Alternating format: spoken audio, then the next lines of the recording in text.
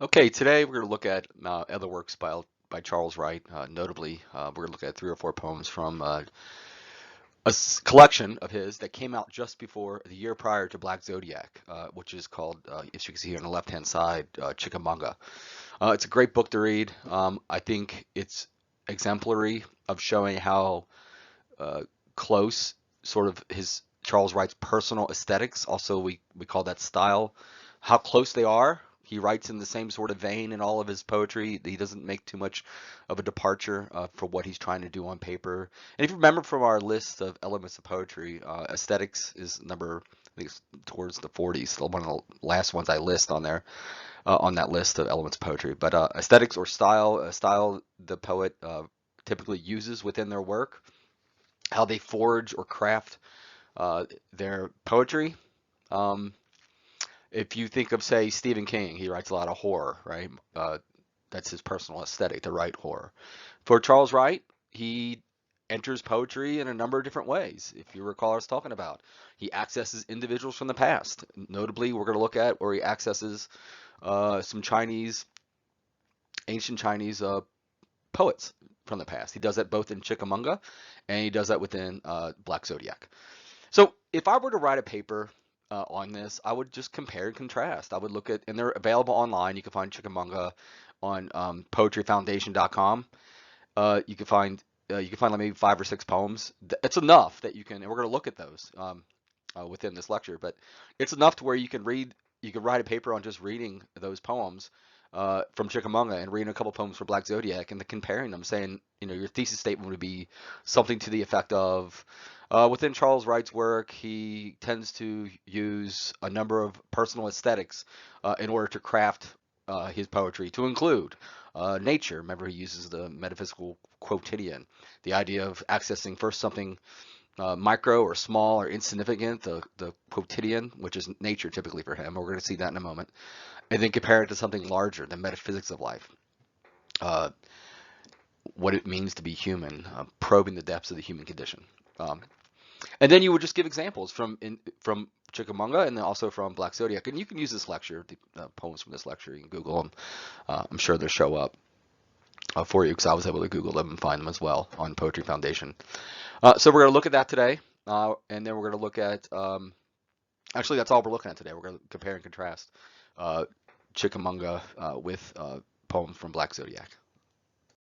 Okay, so just like Black Zodiac, within the actual collection entitled Black Zodiac, Charles Wright, and this is common within the poetic community, he included a poem called Black Zodiac, the titular poem it's called.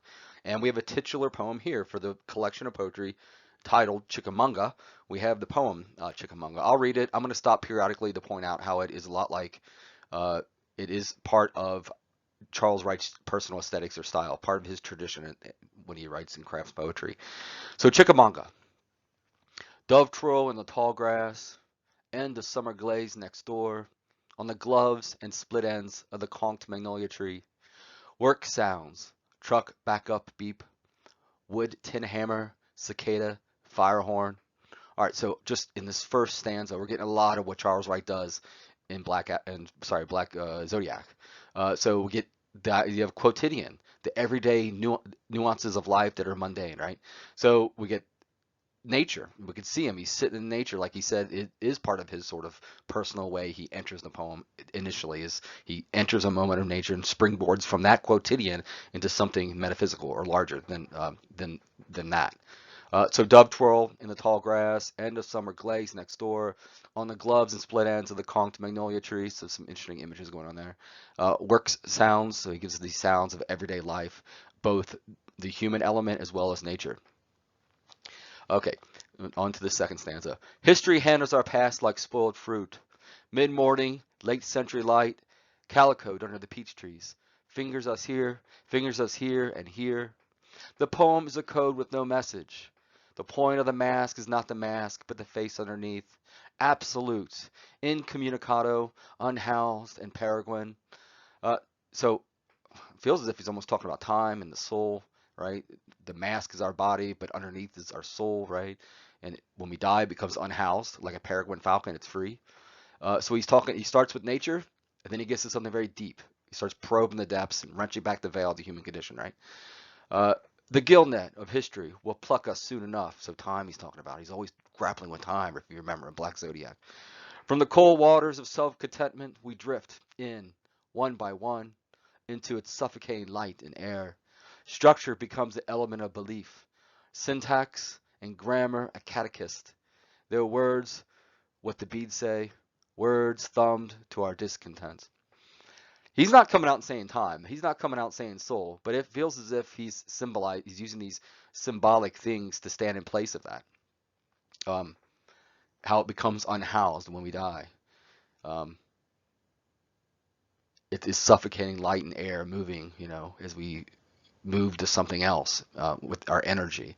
So I think he is really drawing on some really strong universal themes that he includes in many instances within his poetry collections, certainly within Chickamauga and certainly within Black Zodiac. Okay, just to drive that point home about his personal aesthetics or his style, this is from China Mail. The poem is from Black Zodiac. So let's go ahead and read that, and we'll compare and contrast it to the prior poem, Chickamauga. China Mail. It's deep summer east of the Blue Ridge. Temperatures over 90 for the 25th day in a row.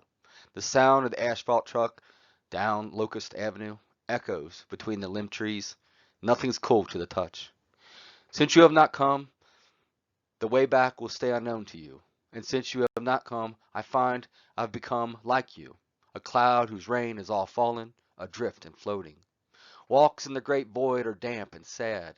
Late middle age, with little or no work, we return to formlessness, the beginnings of all things. Study the absolute, your book says, but not too hard. I add, just under my breath, cicadas ratchet their sprigs up to the full stop. All right. There's lots of things here that he's doing that he did in the other poem, which is in a completely different collection of poetry, right? It's from Chickamauga, the poem Chickamauga. This is from Black Zodiac. So China Mail. So it's deep summer. We're starting with the quotidian, right? It's deep summer east of the Blue Ridge. We're in nature, right? Temperatures are over 90 for the 25th day in a row. Then he gives us the sounds that he gave us in the other one, right? Just the sounds that's around him. You could see him, the poet in his backyard, crafting this, just listening, right? Feeling nature around him, listening and hearing nature, but also hearing the human element. The sound of asphalt trucks down Locust Avenue, each between the limp trees, so back to nature. Nothing's cool to the touch. Nothing's cool to the touch could be interpreted in so many different ways. Nothing's simple, right? Everything's heated. Everything needs to be explored, examined. Uh, Since you have not come, now we get to the metaphysical. We started with the quotidian, the simple, mundane simplicity of life. Now we're getting the quotidian, just like his other poem did, just like many of his poems do, because it's his personal aesthetic, his style. Since you have not come, this ambiguous you, whoever that is, the way back will stay unknown to you. And since you have not come, I find I've become like you, a cloud whose rain has fallen, adrift and floating. So we get that idea again that he had in the last one with the floating in the air. Walks in the great void are damp and sad. Late middle age. So time, he's grappling with time again, isn't he? He's excavating the ground of time, what it means, how elusive it is, how we're just temporal on this earth. With little or no work, we return to formlessness. There you go. The soul that we were able to sort of pull from the last one, that we parsed from it, the formlessness that we will become. The beginning of all things. Study the absolute, your book says, but not too hard. I add, just under my breath, cicadas ratchet their springs up to a full stop. So, some great sort of comparisons and contrasting that we can do with regard to his various collections. In this case, Chickamauga comparing it to Black Zodiac, and there's some great comparisons you can make that really speak on behalf of his personal aesthetics. Okay, so here's another poem from Chickamauga that I think really follows the same sort of schematic of his personal aesthetic that we see within Black Zodiac. So sitting outside at the end of autumn. So we get that month element, right? Or this time a phase of the year, right? When everything starts to die and we lead into winter. So that's a very important element that we see both in Chickamauga, but also within Black Zodiac. The idea of time, the idea of months, the idea of phases of life, the idea of phases of nature, paralleling each other, and that everything is temporary and everything dies, but yet we persist. So here we go, sitting outside at the end of autumn. 3 years ago, in the afternoons, I used to sit back here and try to answer the simple arithmetic of my life, but never could figure it. This object and that object never contained the landscape, nor all of its implications. This tree and that shrub never completely satisfied the sum or quotient. I took from or carried to, nor do they do so now. Though I'm back here again, looking to calculate, looking to see what adds up. Everything comes from something. Only something comes from nothing. Lao Tzu says, more or less. Eminently sensible, I say, rubbing this tiny snail shell between my thumb and two fingers. Delicate as an earring, it carries its emptiness like a child. It would be rid of. I rub it clockwise and counterclockwise, hoping for anything, resplendent in its vocabulary or disguise. But one and one make nothing, he adds, endless and everywhere, the shadow that everything casts. All right, so he's holding this poem together in a number of ways. One, he's accessing nature. Sitting back here, trying to answer the simple arithmetic of my life. Sitting outside the end of autumn, the title, it sort of allows us to understand the nature component of this, the cycle of nature. And he's accessing nature with the snail shell, contemplating this tiny little thing, but contemplating the bigger questions of life. But he's also, the poem's able to operate, and this maybe, I'm not going to say this is a personal aesthetic of his, but it's worth noting that he's able to hold his poem together through a reoccurring theme, in this case, that of mathematics, right? I sit back here and try to answer the simple arithmetic of my life, so math, this tree and that shrub, so nature again. Though I'm back here again looking to calculate, so we get that also that idea of arithmetic or math, looking to see what adds up, so the idea of arithmetic or math. Does this all make sense? It seems as if he's saying to us, does this all add up? You know, at some point we think as we grow older, we get more wisdom, and as we get more wisdom, things start to make sense. But it's not necessarily the case. Once we get more wisdom, maybe the world is even more bizarre and cloaked in mystery to us. And then he accesses Lao Tzu, right, from the past, right? The same thing he was doing, what we're going to see in a moment, with Li Ho and Li Po within Chickamauga and within Black Zodiac, these Chinese poets from the past. So he's doing this, operating in the same way, right? He's mentioning something very small, nature, accessing something much larger, moving from the quotidian of nature, the mundane, to something much larger and the metaphysical. In this case, questioning what life is. Why is it so complex? Why can't I find the answers? Why doesn't it add up? The arithmetic of life. I rub it clockwise and counterclockwise, hoping for anything, resplendent in its vocabulary or disguise. But one and one make nothing, he adds. So that idea of adding again, adding numbers together, adding things together, finding answers, hopefully, endless and everywhere. The shadow that everything casts. So we get that binary opposition again. He would have had poems in here that would have been the opposite of shadow. Would have been light, bright, day, you know, and now we have shadow and night and dark, right? So that binary opposition, that structuralism theory, literary theory gives us. Whenever I read that Charles Wright poem, it always reminds me of James Wright. No relation. James Wright won the Pulitzer Prize in literature in the 1960s. The Pulitzer Prize in literature for poetry in the 1960s. And this was one of the poems in the book that that won that award. Lying in a hammock at William Duffy's farm in Pine Island, Minnesota. Okay, here we go. Over my head, I see the bronze butterfly asleep on the black trunk, blowing like a leaf in green shadow. Down the ravine behind the empty house, the cowbells follow one another into the distance of the afternoon. To my right, in a field of sunlight between two pines, the droppings of last year's horses blaze up into golden stones. I lean back as the evening darkens and comes on. A chicken hawk floats over, looking for home. I have wasted my life. Wow. So I think just like Charles Wright, he's accessing nature. He's observing everything around him. He's trying to place it in the grand scheme of things. What does it mean? So he has all these images. He has shadow that he mentions in here. It reminds me of Charles Wright. Then we have the elements of nature, the sounds of what's going on surrounding the quotidian. You have the sounds of cowbells that build up to be quotidian. A field of sunlight between two pines. What does it all mean? The droppings of last year's horses. I lean back as the evening darkens and comes on, so that darkens, right? That shadowy uh, imagery. A chicken hawk floats over, looking for home. I have wasted my life. Sitting here loafing and lounging in this hammock, he's able to see that life is complex, right? Just like Charles Wright, James Wright is saying life is complex. All these observations build up to be something, right?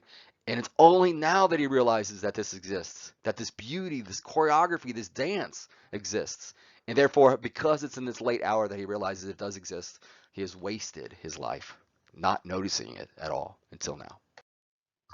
Okay, so I couldn't find this online, but I'm gonna go ahead and read it aloud. And it's a poem within Chickamauga where he accesses Li Po, if you remember, within Black Zodiac, he accesses Li Ho. These are two different ancient Chinese poets, right, who wrote a lot about nature, which Charles Wright does. So he's definitely accessing an artifact from the past, that idea of postmodernism theory in literature, where you access an artifact from the past that already has built-in meaning, and you're thrusting that forward to infuse meaning into your own work, right, into the present contemporary work. And certainly he's doing so. But it's part of his personal aesthetics again. The idea of accessing ancient Chinese poets for the use of his own poetry, to be a driving hydraulics, if you remember the elements of poetry, a driving hydraulics that built in within his poetry that builds to be his own personal aesthetic or style. So I'm going to read it aloud. It's kind of a short poem. It's one page. Looking outside, it's titled "Looking Outside the Cabin Window." I remember a line by Li Po. So already we're getting that substructure that he begins a poem with, the quotidian of nature, looking at nature, and then springs forward into the complexity of life from that, the metaphysical, right? I can't drive that point home enough. Excuse me. Here we go. The river winds through the wilderness, Li Po said, of another place and another time. It does so here as well, sliding its cargo of dragon scales to gutter under the snuff of marsh willow and tamarack. So we're getting nature here, right? We're beginning with nature, a little bit of Li Po, but then nature. Li Po talking about nature, and then Charles Wright comparing the nature of his current situation, where he is compared to Li Po. Mid-morning, Montana high country. Jack snipe poised on the scarred fence post. Pond water stilled and smoothed out. Swallows dogfighting under the fast-moving storm clouds. Expectantly empty, green as a pocket, the meadow waits for the wind to rise and fill it. First with a dark hand, then with the rain's loose silver. A second time and a third, as the day dawls out its hours. Sunlight reloads and ricochets off the window glass. Behind the cloud scuts, inside the blue aorta of the sky, the river of heaven flows, with a barge of stars, waiting for darkness and a place to shine. We would see beyond seeing, see only language, that burning field. Wow, what an amazing way to end a poem. So language, that's part of his personal aesthetic too. With Charles Wright, talks about language, the structure of language, maybe even the instability of language, how it's imperfect to really cast forward the image-based world. But here's comparing language to that burning field. Burning field, I love that. It's beautiful. The burning, maybe the internal burning field of thought, the synapses of our brains, right? So he's comparing nature, doing the same thing. He's talking about, if we want to talk about binary oppositions, he's using a lot of darkness imagery in here. One of the lines, waiting for darkness and a place to shine. So darkness and shine, right? The two opposite things. And we're getting the bigger questions of life. And getting time in here, a second time and third, as the day dawls out its hours. So the idea of time unfolding in front of us, right? To which we cannot stop it. The river of heaven flows with its barge of stars, waiting for darkness and a place to shine. We who would see beyond seeing, see only language, that burning field. All right. So he's accessing Li Po, ancient Chinese poet. Let's look at, I'm going to read another poem. Let me pull it up here. And it is Charles Wright within Black Zodiac. That was from Chickamauga, the one I just read. But from, oh, sorry, I lost it. Let me pull it up.